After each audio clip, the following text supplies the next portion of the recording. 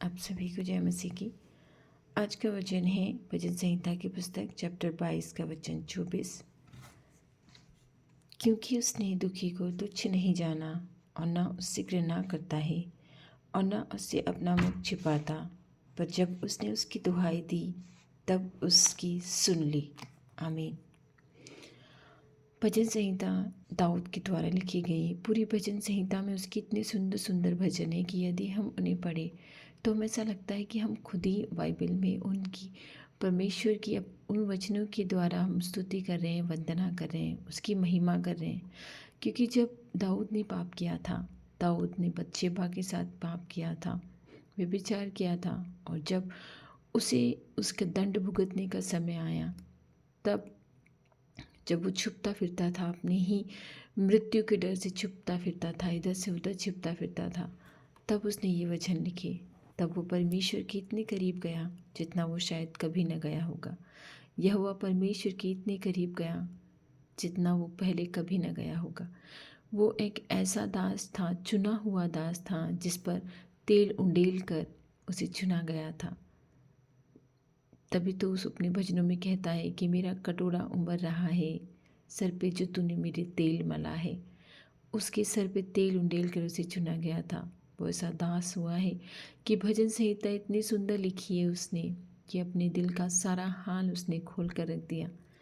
हम जानते हैं कि वो परमेश्वर से वो ऐसी बातें करता था जैसे कि वो उसके सामने ही बैठा है, और उससे इतनी सुंदर सुंदर बातें करता था, उसके सुंदर सुंदर भजन गाया करता था। अपने पापों का पश्चाताप उसे इतना अच्छा हुआ, इतना अच्छा पश्चाताप उसने किया है कि शायद कोई नहीं कर सकता।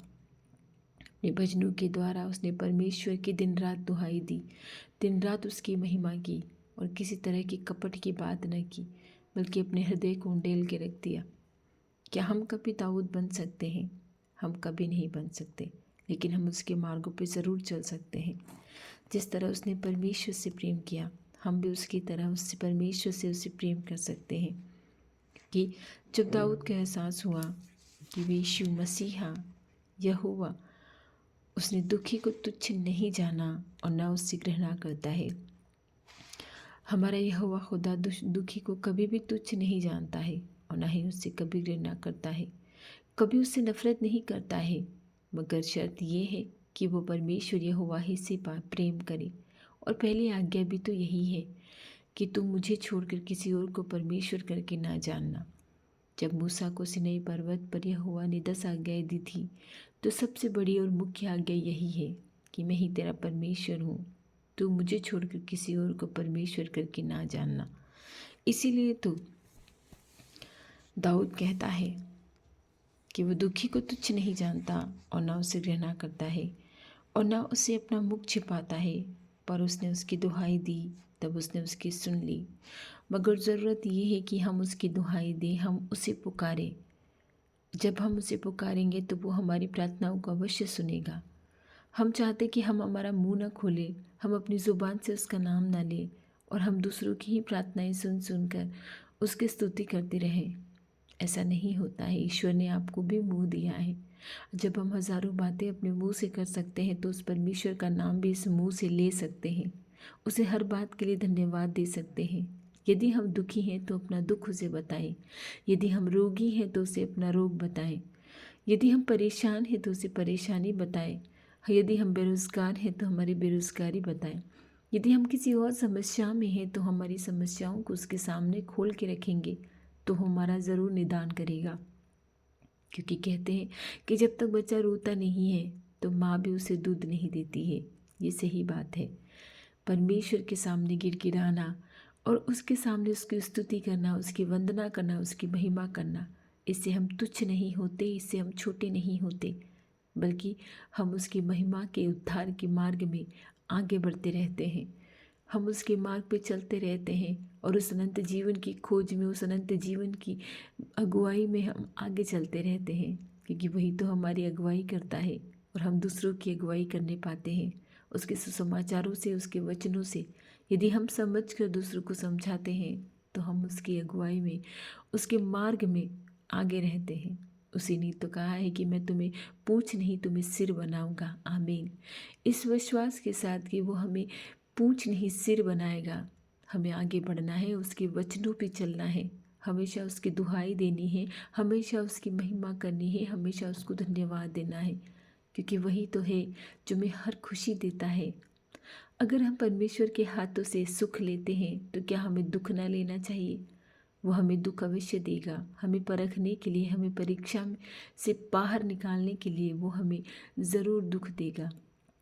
वो हमारी परीक्षाएं अवश्य लेगा, लेकिन उस परीक्षा में अगर हम पास हो गए, हमने अगर हमारे विश्वास को बिल्कुल भी हम विश्वास में न डगमगाए, हमारे विश्वास में हम अडिग रहें, तो हम परीक्षा में अवश्य पास होंगे। मैं प्रार्थना करती हूँ, हे मेरे भले खुदा, हे मेरे परमेश्वर, मैं ये पूरा विश्वास करती हूँ और मेरे साथ प्रार्थना करने वाले मेरे सभी भाई बहन जो प्रार्थना को सुनते हैं, वो भी सभी भाई बहन तुझ में विश्वास करते हैं, इसीलिए तो तुझे खोजते हैं, इसीलिए तेरी प्रार्थनाओं को सुनते हैं। मैं ये पूर्ण विश्वास करती हूँ कि तू हमारी प्रार्थनाओं को सुनकर उनका उत्तर दे रहा है। दिन रात तू हमारी प्रार्थनाओं को सुनकर उनका उत्तर दे रहा है। हे भले खुदा, तू दुखी को तुच्छ नहीं जानता और ना ही उससे कभी घृणा करता है, बल्कि तू इंतज़ार करता है कि वो दुखी मुझसे प्रार्थना करे, वो दुखी मुझसे गिड़गिड़ा कर प्रार्थना करे, मेरी दुहाई दे। हे भले परमेश्वर, जब तक दुखी अपना मुंह न खोलेगा, तुझे कैसे पता चलेगा कि वो दुखी है? तू तो मन की था लेता है, तू सब जानता है, लेकिन तू सब इंतज़ार करता है कि वो मेरा नाम ले, मेरे पास आए। तो इंतज़ार करता है, जिस तरह बूढ़े माँ बाप अपने बच्चों की इंतज़ार करते हैं कि हमारे बच्चे हमारे पास आए, हमसे बातें करें, उसी तरह तू हमेशा हमसे बातें करता है, हमारा इंतज़ार करता है कि हम तेरे पास आएँ। मगर ये मानव शरीर इतना दुर्बल है, आत्मा प्रबल है, लेकिन ये शरीर इतना दुर्बल है कि परमेश्वर को ही भूल जाता है और पता नहीं कहाँ कहाँ गिड़गिड़ाते फिरते हैं, कहाँ कहाँ हाथ पसारते फिरते हैं। अगर हम तेरे पास आएँ, तुझसे विनती करें और अपनी परेशानियों को तेरे सामने खोल के रखें, तो तू हमारी प्रार्थनाओं को अवश्य सुने।